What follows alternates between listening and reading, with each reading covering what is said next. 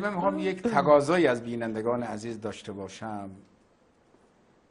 همه عزیزانمان چه داخل و چه خارج، عزیزان شیعه، اونایی که دیدن دیشب این غنچه های ولایت چه واقعا دستگلی را تقدیم حضرت زهرا کردند.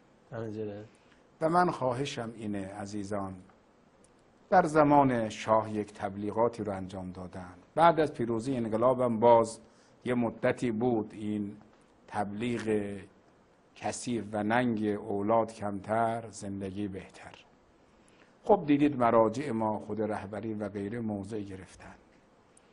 شما که واقعا دیدید این غنچه های ولایت چه کردن، از همین امشب تصمیم بگیرید از این خلاصه فرهنگ شوم تک فرزندی و دو فرزندی خودتون رو برهانید انشاءالله، به عشق حضرت زهرا، به عشق امیرالمؤمنین، به عشق این که شما بیایید حداقل 5 فرزند به نام خمسه طیبه، یا عزیزان ایرانی ما 8 فرزند به نام نامی حضرت رضا سلام الله علیه، یا 12 فرزند به نام 12 امام، یا 14 تا به نام 14 معصوم. حالا من نمیدانم اگر خلاصه خمسن رو ندی ما از 5 تا قبول نداریم ها.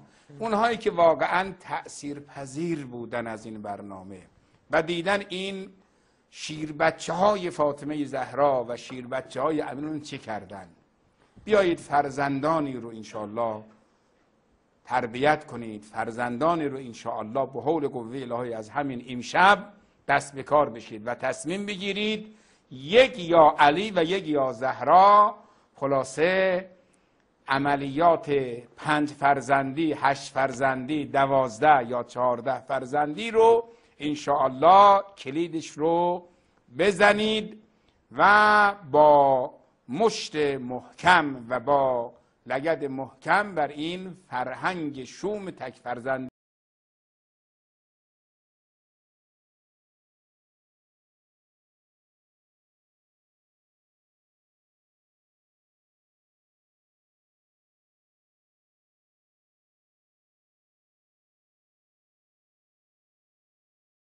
از 1000 تا 1100 از 1000 تا 1100 1330 نه 1130 از 1000 تا 1100 1000 تا 1100 1000 تا 1100 1111 سال وفات علامه مجلسی 1111. عرض کنم که حالا از 1000 تا 1100 هم یه عدد بفرمایید. حالا 1000 مثلا 1000 کم پایین تر 40 و خورد 50 1555